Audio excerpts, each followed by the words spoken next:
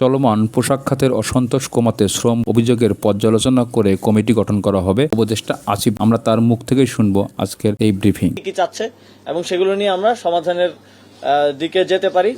এখন একটা জায়গায় তো দিতে হবে দাবিগুলো, এবং আমাদের যে এক্সিস্টিং, আমি প্রথমেই বললাম যে এক্সিস্টিং যে ইনফ্রাস্ট্রাকচার আছে বা আইনি কাঠামো আছে তার মধ্যে থেকে এগুলো খুব দ্রুত নিষ্পত্তির জন্য এই কমিটি কাজ করবে এবং মন্ত্রণালয় থেকে আমরা কাজ করে যাব। এবং এই বিষয়টা এখন প্রায়োরিটিতে আছে। আপনারা জানেন যে আমরা সকালে সভা করেছি উপদেষ্টাদের সাথে, তো এটা নিয়ে গত 2টা ক্যাবিনেট মিটিং এ আলোচনা হয়েছে, আগামী ক্যাবিনেট মিটিং এ আলোচনা হবে এবং সকল মন্ত্রণালয়ে যারা কনসার্ন এবং কনসার্নের বাইরেও যারা আছেন তাদের সাথে এগুলো নিয়ে আলোচনা চলমান আছে এবং খুব দ্রুত যাতে এই সমস্যাগুলোকে অ্যাড্রেস করা যায় এজন্য এই কমিটিটাও করা হয়েছে।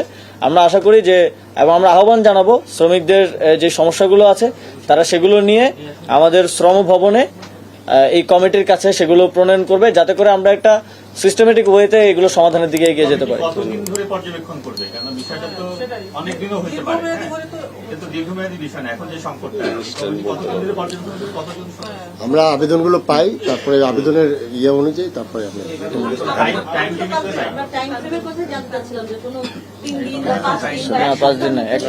একটা জিনিস বলি, মানে মানুষের আসলে প্রত্যাশাটা তো অনেক হয়েছে এবং সেটা স্বাভাবিক, কারণ আমরা 15 ইয়ার্সের একটা লিগ্যাসি কিন্তু পার হয়েছি।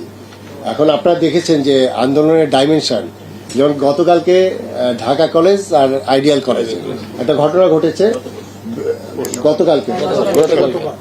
গতকালকে আমি যেটুকু জানি, এবং সেখানে ইস্যুটা কি, ব্যাংকে নাকি টাকা জমা দিতে গেছে ঢাকা কলেজ এবং আইডিয়াল কলেজ, দুইটা ছেলে, তাদের মধ্যে নাকি কে আগে দিবে এটা নিয়ে, এবং সেখানে বিষয়টা দেখেন, আইডিয়াল কলেজের সাইনবোর্ডটা খুলে নিয়ে যাচ্ছে।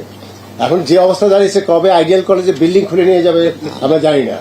আমি কেন এটা বলছি, যে একটা দীর্ঘদিনের আপনার একটা যেটা বললাম যে একটা পরিবর্তনের পরে মানুষের প্রত্যাশা অনেক থাকবে, এবং যেখানে শ্রমিকদের যে দাবিগুলো সেটা তারা দাবি করতে পারে। আমি বলবো যে এটা দাবি না, এটা তাদের অধিকার। এখন সেই অধিকারটা আমরা অ্যাকোমোডেট করতে গেলে সেটা তো আমার তো অনেকগুলো লিগ্যাল ম্যান্ডেট আছে।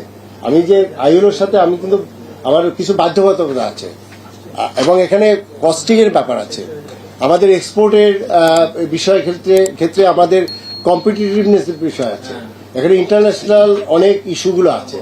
এইগুলো আমাদের অ্যাকোমোডেট তো আমরা যেগুলো করা যায়, যেমন আমরা বেতনের বকেয়া বেতন আমরা ইমিডিয়েট দিচ্ছি, কিন্তু আপনার ওই যেটা ওই যে ওনার বোর্ডের যে সিদ্ধান্ত, এটার সময় লাগবে। এখন এটা ডিপেন্ড করতেছে আমাদের অভিযোগের মাত্রা এবং এটা মানে কি বলবো যে এটার মানে আপনার মানে এটার ব্যাপ্তিটা কি সেটার উপরই নির্ভর করছে।